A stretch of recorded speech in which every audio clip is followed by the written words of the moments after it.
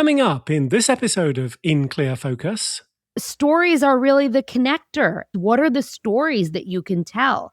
What are the experiences that you can share? How can you really put heart and soul into your brand versus just like a logo and a buy me? You're listening to In Clear Focus, fresh perspectives on marketing and advertising, produced weekly by Big Eye, a strategy-led full-service creative agency growing brands for clients globally. Hello, I'm your host, Adrian Tennant, Big Eye's Chief Strategy Officer. Thank you for joining us. Every brand says it wants to build community. Far fewer actually know what that means or how to do it without a significant paid media budget. The gap between having an audience and building a community is one of the most consequential distinctions in marketing today, and many organizations are on the wrong side of it. My guest today is Lindsay Pinchuk, an award-winning entrepreneur, marketing consultant, and host of the Dear FoundHer podcast, ranked among the top 0.5% of shows globally. Lindsay bootstrapped her national parenting community Bump Club and beyond from a $500 investment into a seven-figure business reaching 3 million people a month, all without paid advertising for nearly 8 years. Today, through Dear FoundHer and her consulting practice, Lindsay works with brands of all sizes to help them rediscover the community-first fundamentals that drive real growth. To discuss why treating your audience as a community changes everything and the practical strategies brands can use to build one, I'm delighted that Lindsay is joining us today from Chicago, Illinois. Lindsay, welcome to In Clear Focus. Thank you so much, Adrian, for having me. I'm thrilled to be here. You spent a decade at Hearst magazines and Time Inc. selling integrated marketing programs to Fortune 500 brands. Lindsay, what did that experience teach you about how large companies think about their relationship with consumers? I was at Hearst from, 2002 until 2010. So to paint that picture, that was really before digital was a big piece of how we consumed media. I loved picking up my printed publications every single week, month, etc. I loved reading magazines. And when I think back to both Hearst and even Condé Nast, those two publishing houses did not listen to their consumers and did not follow their consumer behavior to the digital space the way other companies did. For example, Meredith Corporation had a far robust digital platform, and so did Time Inc. And I'm only really speaking in my capacity as an ad sales person, but that was something that really impacted my role and my output because I was selling against companies and publications that were looking at themselves as brands and not just as a magazine. And it really impacted the actual brands at Hearst. I mean, Good Housekeeping is one of their most iconic brands, and they were not doing what they needed to be doing back in 2008, 2009, 2010 to prepare for this big migration online. And you can see that now. I mean, there are no magazines. I mean, magazines are so thin. It's not even something that really people consume anymore because these big brands that were iconic were not listening and following the behavior of their readers. It made room for other brands to come in and start and really take away that readership. And it did. And so I think the biggest thing is big companies don't often listen to their customer. And a lot of times they think they know best, and that's really when they miss the mark. Well, you made the leap. The community you founded, Bump Club and beyond, grew from a $500 investment to a seven-figure business reaching 3 million people a month. And you did it all without paid advertising for nearly 8 years. Now, when you look back at that growth, what was the engine that made it possible? So the very first thing is that it started with me, and I was a person, and I put myself out there in a very vulnerable way, sharing my stories, talking about my pregnancy, and I wasn't worried about revenue. I wanted a community. I was creating a community for my own need. This wasn't a business at first. And in doing that and in not really worrying about the revenue or what was going on in terms of dollars and cents, I allowed myself to really start building a community, and not only build a community who trusted me, but to connect with a community. But the engine behind it all was the fact that I was very consistent in the message that I was sharing, or the messages. Like there were 5 to 10 very core messages that I shared regularly that connected with my end user, who were expectant parents and new parents. And eventually, as we grew, parents with younger kids. It was connecting through those messages, and then it was putting those messages out everywhere that I could and everywhere that my core consumer was. And that really was the engine that grew this company. Without that foundation, we would never have reached 3 million users per month. We would never have gotten to a point where we could have run ads, because we did eventually, but we didn't need to at first. And I didn't have the budget to be able to do that. But those were really the core principles that pushed this company out into the world. And it all stemmed from this trust that I built by putting my face and my name on this brand. And, it all goes back to people wanting to do business with people. And that still holds true. Stories are really the connector. And so I think that it's so important to really peel back the layers as that big business. And when you think of the engine, it's what are the stories that you can tell? What are the experiences that you can share? How can you really put heart and soul into your brand versus just a logo and a buy me? And, in order to get to that buy me transaction, you really do need to put yourself out there, and you need your brand to have soul. When we were preparing for this episode, you shared with me that one of the patterns you see when consulting with larger brands is that they default to talking about their product rather than to their community. We love case studies on In Clear Focus. So Lindsay, can you walk us through an example where shifting that approach made a measurable difference? Yes, I absolutely will. And I first want to say that I think that when you think about a lot of big brands, it's really the dollars and the cents that they put first. There's an obvious reason for that, especially a very big company often is reacting to a board, to stock prices, to investors. It's a very different thing than a small business. But I actually had a client when I first sold Bump Club and Beyond, and then 2 years after I exited, I took on a client, and it was a 9-figure apparel brand. She was sold at Target. So she had actually a line for Target and then her core line, which was a higher end product on her own website. And when she brought me in, her big thing was, we are this 9-figure brand. We're sold at Target.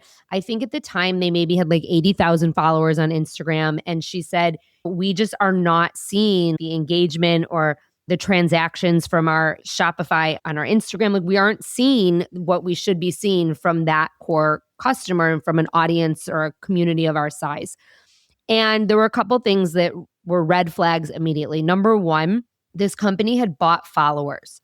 And so that was a very big mistake. And I want to add that to kind of like what I'm about to share, because you don't ever want to buy followers. All that is a vanity metric, and that's never going to convert to sales because people you buy are not necessarily your people. This was a maternity company, and they bought followers, many of whom were like men from India and from China and from Africa. They were not buying this brand, right?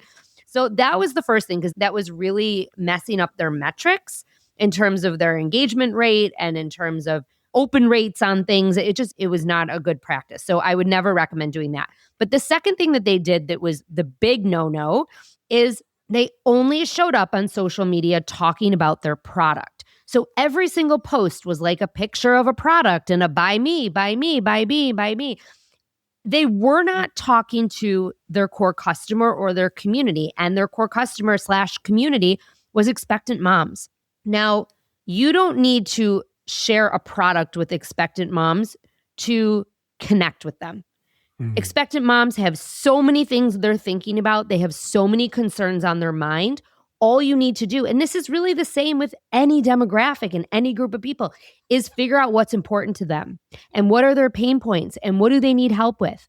And so what I did with their social strategy was I said, we're going to talk about one product once a week. We're going to share your quote offer once a week. And the rest of the week, we're going to be talking to expectant moms about the things that are most important to them. And so we started showing up, first sharing little tips and tricks about pregnancy. We started sharing real stories about pregnancy, like real women talking about being pregnant.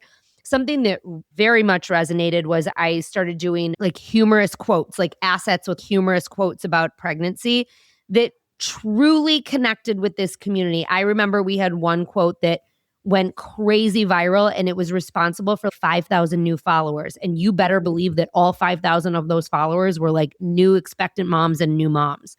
So we really shifted the mindset on what we were sharing. And what ended up happening was, number one, we ended up growing the follower count to reach real people who would potentially consume this product. So expectant moms and new moms and even second-time moms. And the engagement rate went up, which is amazing. But then those posts that shared their quote offer once a week, they started seeing transactions on them because the women who were following trusted them. They were building trust and they were showing their core community, hey, we care about you. We don't just care about selling our maternity bras. And that was very important. And it was a very big shift. And I think it was a huge eye opener for them. That's so interesting. Well, many brand marketers listening may agree that community matters, but feel stuck when it comes to execution. Now, you've developed a practical structure you call sweep. Can you explain it? Yes. So before I get into what sweep is, I think it's very important to remember that your community is your brand's number one asset. And when you have a community who follows you and trusts you and hangs on your every word, you can ask them to share things for you. You can ask them for feedback. You can introduce new products and do testing. Now, the number one way to build community is through your content. And this is where I think a lot of marketers get stuck because a lot of marketers and a lot of founders and business owners think about their content as just social media. And in particular, many just think about it as like just Instagram or just TikTok. It's just their social media. When in reality, your content is every single thing that you put out into the world about you and about your brand and about your products. It is everything. So it's, yes, your social media, and that's a big piece of it. And obviously a very important part in today's economy and creator economy and brand economy is your social media. But I would argue that it's a piece of the pie and it's not as important as even like your email list. So like your email is important, your website's important, events are important, partnerships are important, publicity is important. All of those things are incredibly important in terms of getting your message out to your community, wherever they are, and building that trust and ultimately growing your community and your engagement. So that brings me to the framework. And the framework, as you mentioned, is called Sweep. And this was something that I didn't realize I was doing the first time I built my first company, Bump Club and Beyond. It wasn't until I sold it and then I left and I was like, well, what made it successful that I realized what it was that I was doing. You mentioned at the top of this, like I didn't have ads. I didn't have 1 million followers. There actually was no social media when I started. But what I had was this foundation of marketing and I understood how to get the message out. So every single thing that you as a brand does needs to follow the SWEEP acronym. And what that means is you take a piece of content or a message and you sweep it across social media, your website, your emails, your events, your partnerships, and your publicity. And it lives in all of those different tactics because when you do that, it amplifies the message, it amplifies the content. People start seeing you in more than one place. Like I, for example, am hosting an event in a couple weeks and we've been sharing on social media a ton. And I was getting feedback recently from people in the demographic who would potentially come to the event in the market where we were going. And they were like, I haven't seen a single thing about this, which just goes to show your social media is important, but it can't be the end all and be all because truthfully, not everyone's going to see what you put out. And so I reached out to a lot of local partners and a lot of partners in general that have big presence, and I asked them to start sharing it, but not just on social media, on their emails and mentioning it in rooms where they were. And we got some articles written about the event. And guess what? The wheels are in motion and more people are registering for the event because you have to sweep it across all of those tactics. Let's take a short break. We'll be right back after this message. Hello, I'm Katie Hart, author of Neuromarketing, Practical Insights for Improving Customer Engagement, published by Kogan Page. I've spent more than 15 years bringing neuroscience and psychology into marketing practice. In my book, I translate academic neuroscience into clear, actionable tools, covering attention, emotion, memory, and decision-making, alongside practical chapters on how each of the senses can be used to strengthen brand recall and shape consumer choice. You'll learn how to apply evidence-based techniques that improve engagement, optimize creative, and elevate your professional impact, drawing on original research I've conducted with leading brands. You can save 25% on neuromarketing when you order directly from koganpage.com. Just enter the exclusive promo code BIGI25 at checkout. Shipping is always complimentary for customers in the US and the UK. I hope my book helps you build campaigns grounded in how people actually think, feel, and decide. Thank you. Welcome back. I'm talking with Lindsay Pinchuk, an entrepreneur, marketing consultant, and host of the Dear FoundHer podcast, about why community-first marketing is one of the most powerful yet most overlooked strategies for brands of any size. Lindsay, it's my experience that many brands are apprehensive about showing the people behind their business, fearing that they'll lose control of the message. Yet your core principle is that people connect with people, not logos. For marketers operating inside organizations with legal teams, compliance requirements, and of course, brand guidelines, how do you make that case?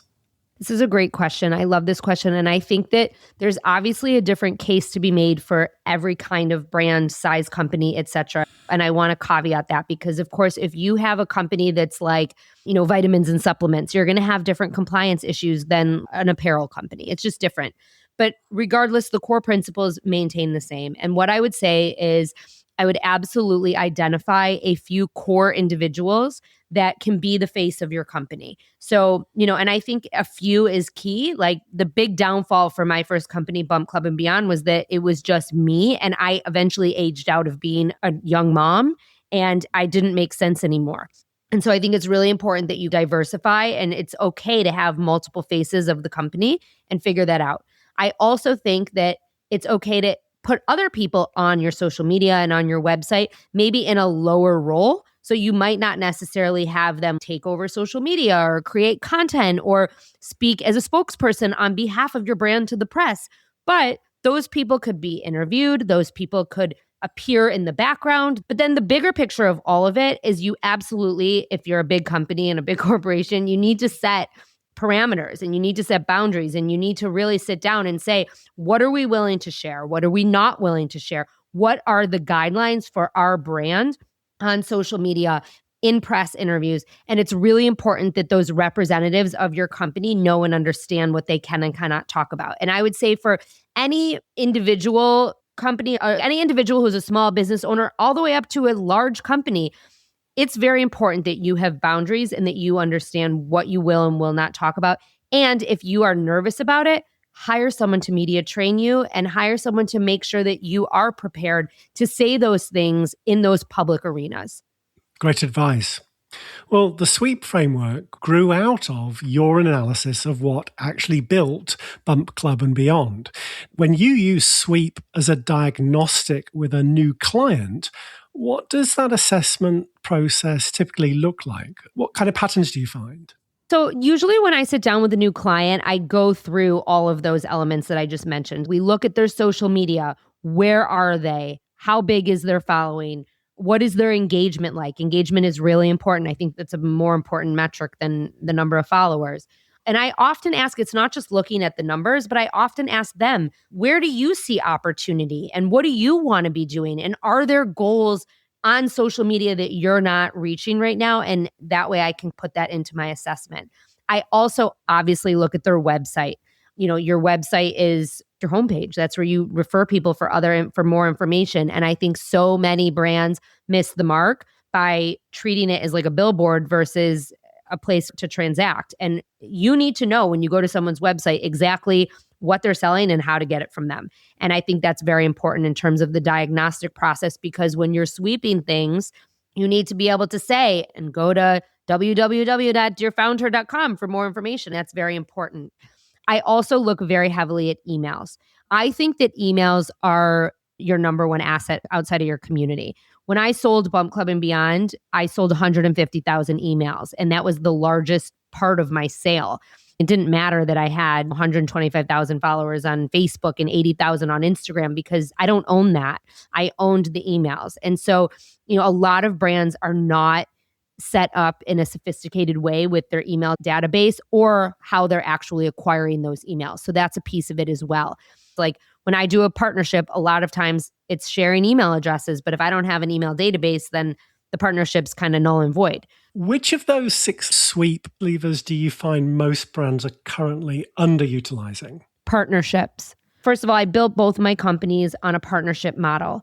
And when I say partnerships, I'm not referring to paid partnerships. I'm referring to zero transaction partnerships. I'm referring to find another company that is meeting and reaching your target consumer and do something with them. Plan an event, plan some content, do something so that you are borrowing each other's communities. That is really and truly the way I grew Bump Club. And that's how I started Dear FoundHer.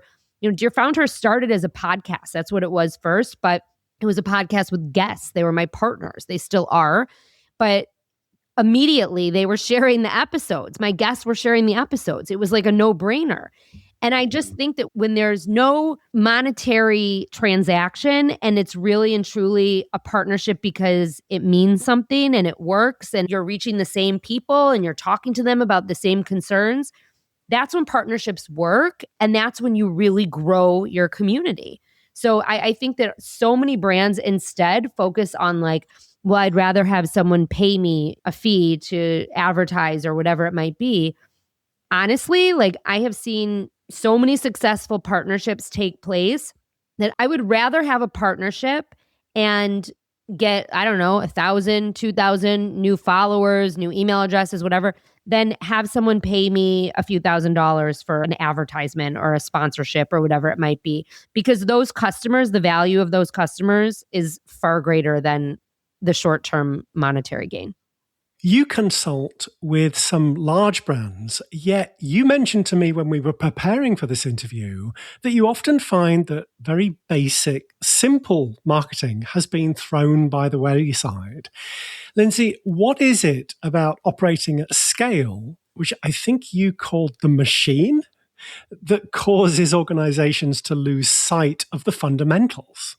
Yeah, honestly, I saw this firsthand when Bump Club was acquired. And it's really that when it comes to the machine, they're focused on money first and foremost. And I understand that. Obviously, money makes the world go round. Of course, you want a profitable business. But what I saw with Bump Club and what I do see with a lot of big companies that I work for is they don't focus or care about what I was saying before, the heart and soul of the business. And with Bump Club, for example, everything went from community first and transparency and connecting with our community. Those were like our core tenets, to all of a sudden being associated to a P&L. And all of our content that we were putting out into the world started being sponsored. And our community didn't like it. And there were other ways to make money. And the minute that I was extracted from a lot of that content and it wasn't a person showing up anymore giving advice, instead, it was like, download this PDF. That was the downfall of the company. People really wanted advice from another mom. They didn't want advice from a PDF. Like they were okay to take the PDF when I gave it to them. So I think that the bigger thing is, even if you are a big brand, it is so important to have people representing your brand. And it is so important that your brand has a pulse, and it's not just a pulse for transactions, but it's really a pulse for caring about the people who are consuming from you. And the minute people don't feel that they're cared for, that's when they lose trust in you. Well, you produce and host your podcast, Dear FoundHer, that's FoundHer, and is a community building exercise in its own right. I'm curious, Lindsay, what has hosting a podcast taught you about community that you didn't learn running Bump Club? So it's interesting because when I ran Bump Club, it started with events. It was an events forward company, right? And I, of course, always knew how powerful events were.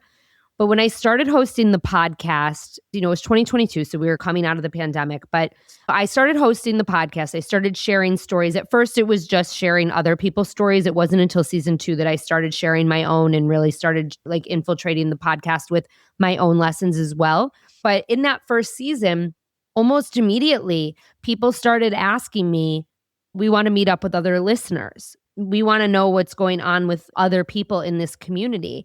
And yes, I knew events were so important when I had an events company, but my intention was never to host another event again after I sold my company. I had done 2,000 events in a decade.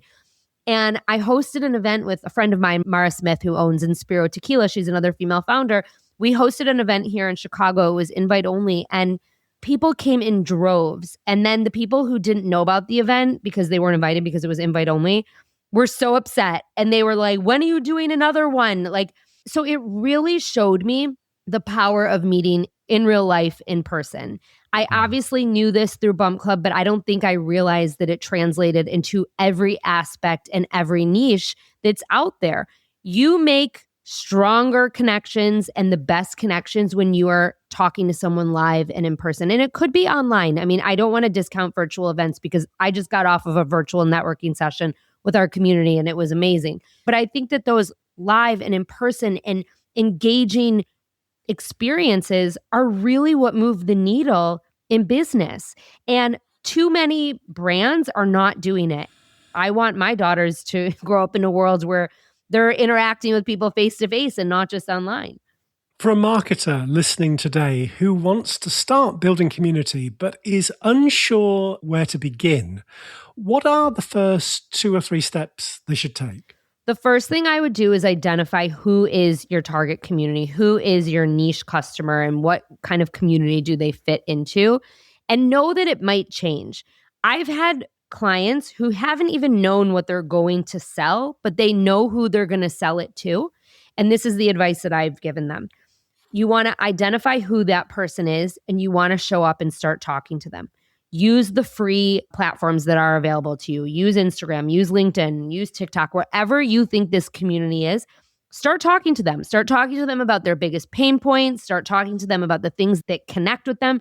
When you do that, you start building trust immediately. Literally, it's immediate. You're not selling them anything. You're just showing up and you're talking about what's important to them.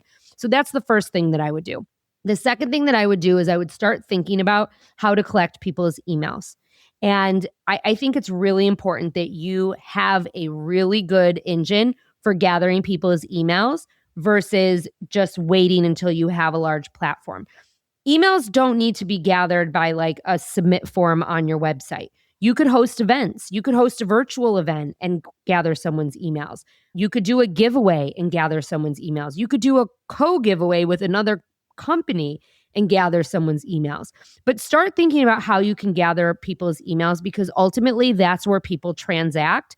The social media piece is obviously where you grow the awareness and build up that reputation. But when it comes down to it, getting into someone's inbox is very important for transacting. So I would say that. And then I would say send out a survey. Once you start really talking to people and you see people engaging with you and interacting with you, I would do a quick 10-question survey. You could do SurveyMonkey, you could do a Google form, and send the people who are engaging with you online, and then maybe a group of those people who are not engaging with you online, but who you know, send them a survey. Ask them what they're interested in, what their pain points are, what media they consume. Ask them if they were to work with you or buy X, Y, and Z from you, What would they want?